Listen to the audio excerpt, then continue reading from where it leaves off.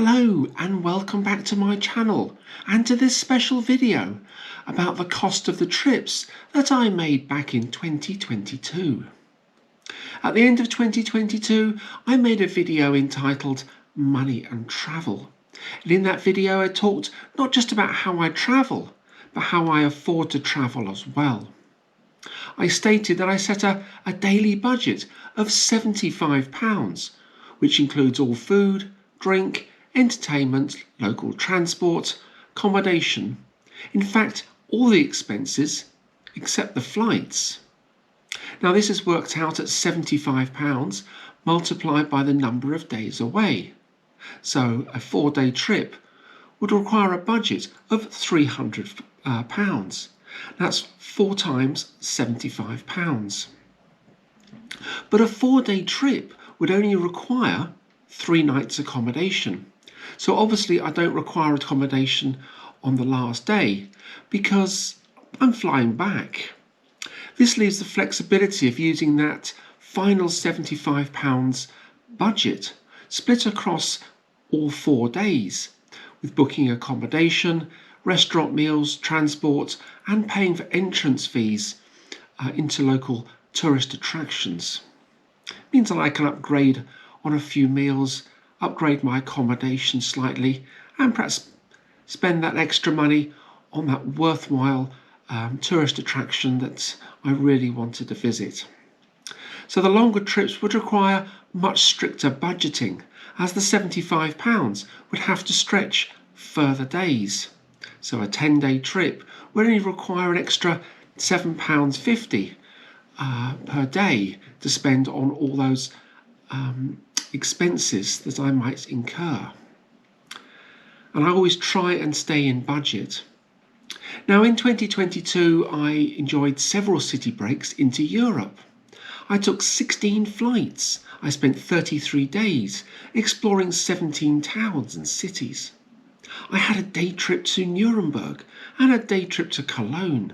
I had a 2-day trip to Hamburg, 3 days to explore Dublin and Drogheda, 4 days to explore Pisa and Livorno, 5 days in Lisbon, 5 days in Bologna, exploring Rimini and Modena, and of course my big Bavarian trip, 11 days exploring many towns and cities in southern Germany. But was I under budget for all those trips? I was recently asked that very question. So let's look at all the costs and find out. Now I've used the exchange rates at the time of travel to work out all the costs in pounds sterling, which is the currency here in England. My day trips to Nuremberg and Cologne were certainly under budget, but it's the trips of 2 days or longer, those requiring accommodation, that I want to break down the cost of in this video. I've got all the notes in front of me, and in making this video it might just help you to budget better and make small budgets stretch that little bit further. So my 2 days in Hamburg, well, my flights were £32 and 49 pence.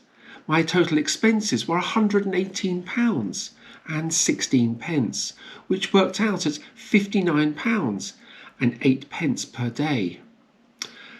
For that whole trip, I was £31 and 83 pence under budget.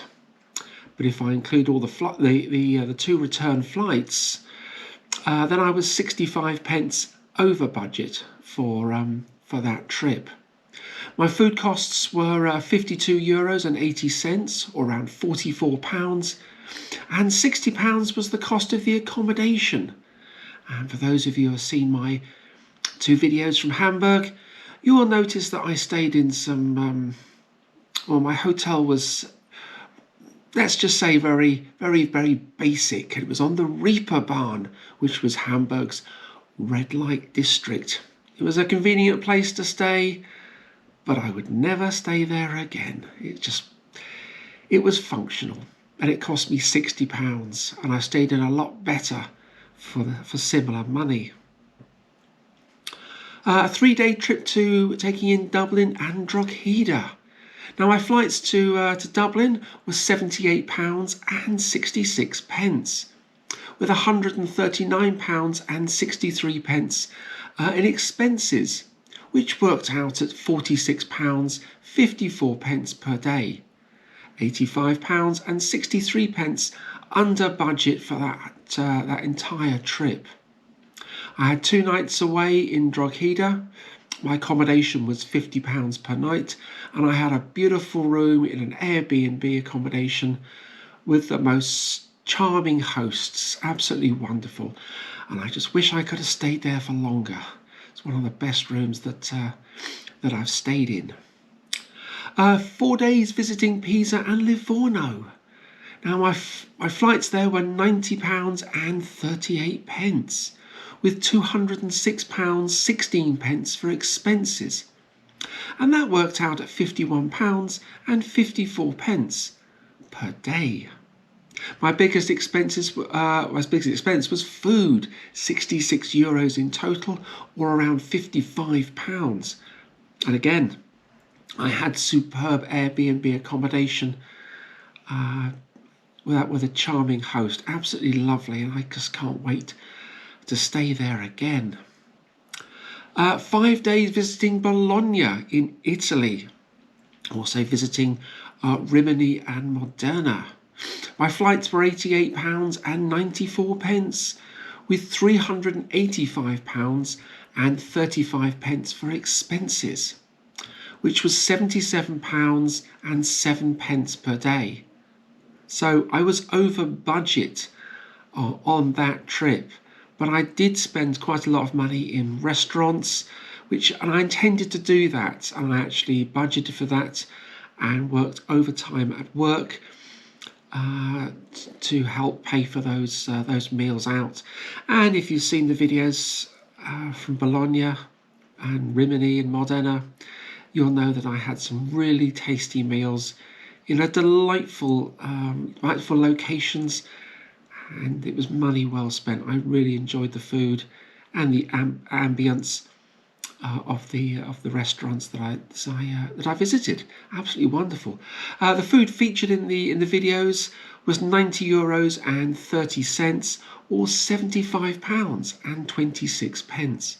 And again, I had an amazing Airbnb accommodation with just a charming host, and just as I did in Livorno and Drogheda.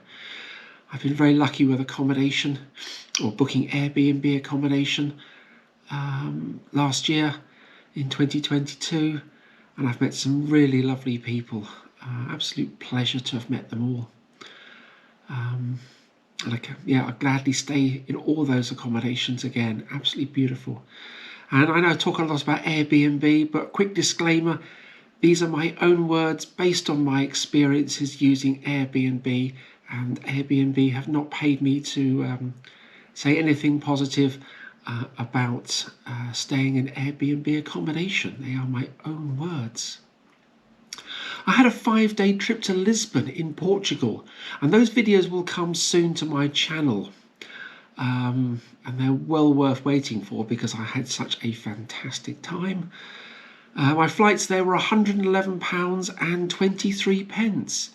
My total expenses were £420.06, which worked out at £84 and a penny per day.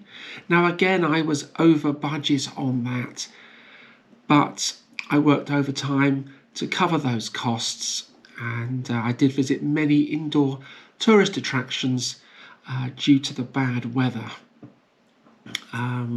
I did get caught in the rain a little bit, as you will see from the videos when they come to my channel. I spent €20 visiting the castle in Lisbon, €5 into the cathedral, €28 visiting the oceanarium and the cable car. The Lisbon Story Museum was €6.50, and my total was £59.50, or £49 and 58 pence for those attractions. But if I hadn't have visited them, then my total costs would have been £74 and 10 pence per day, which would have made me under budget.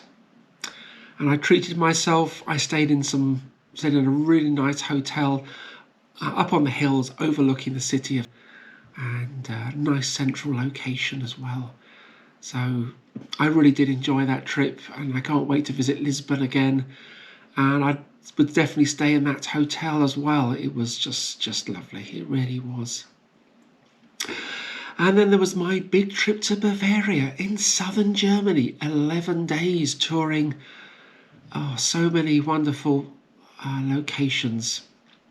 My flights were £116.44, with a total of £864.34 in expenses. That worked out at £72.03 per day. And with all the train travel that I took on that trip, that was really rather good. The train fares came to €209 or £174.16. The food and all the meals that were featured in the videos, well, that was €97.80 or £73.16. Now, some of my accommodation on that trip included breakfast, so I did enjoy a good breakfast at the hotel.